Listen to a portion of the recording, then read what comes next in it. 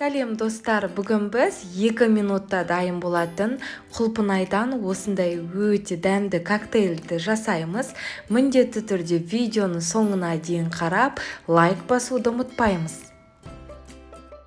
Бұл ингредиенттерден бізде шамамен 2 стакан коктейль шығады.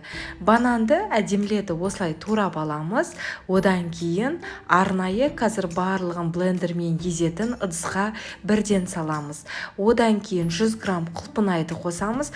Құлпынайдың орнына кез келген жидектерді қоссаңыз болады. Енді сүтімізді құямыз. Сүтіміздің температурасы маңызды емес. Мұздай болғанын қаласаңыз, мұздай сүтті қоссаңыз да болады. Енді блендердің көмегімен барлығын осылай астынан үстіне езіп отырып, осылай шамамен 2-3 минут барлығын жақсылап езіп аламыз. Жасалу жолына 2-ақ минут уақытыңыз кететін коктейль дайын. Әсіресе осындай жаздың күндері балақайларыңызға жасап беруге кеңес беремін. Еш өкінбейсіздер. Сонымен қатар достар, менің YouTube каналымда сүзбеден жасалған осындай запеканканы да тамашалай аласыздар. Міндетті түрде жасап көріңіздер. Сіздермен бірге болған Гаухар.